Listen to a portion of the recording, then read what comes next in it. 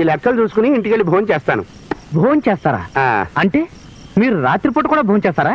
అదేమిటి, నువ్వు చేయవా? చంపేశారు. రెండో పూట కూడా భోజనం చేస్తే మా అభాపేశం వాళ్ళు బహిష్కరిస్తారు. అభాపేసమా? అదేమిటయ్యా? అదేనండి, అఖిల భారత పీనాసి సంఘం. ఓహో, మన సంఘమా? ఆ, అయితే మీకు ఒంటిపూట భోజనమేనమాట. ఆ. ఆ తినే ఒక్క పూట 2 పూటలకి సరిపడేది లాగించేస్తారనమాట. అమ్మో, ఇంకో పొరపాటు మాట కూడా సరే. ఒక్క పూట సరిగ్గా పట్టెడు అన్నం, ఒక కూర ముక్క, కందెగింజంత పచ్చడి, 6 మజ్జిగ చుక్కలు. ఇది మా మెను, అంతే. అలాగా? మరి చికెను మటను తినేవాళ్ళు?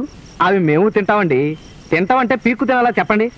ఓ కోణ్ణో మేకనో గుమ్మానికి కట్టేసుకుని దాని వంకే చూస్తూ లొట్టలేస్తూ ఉట్టన్నం తింటూ ఉంటే ఉంటుంది. అచ్చం చికెన్ తిన్నట్టే అనిపిస్తుంది అనుకోండి. ఆ?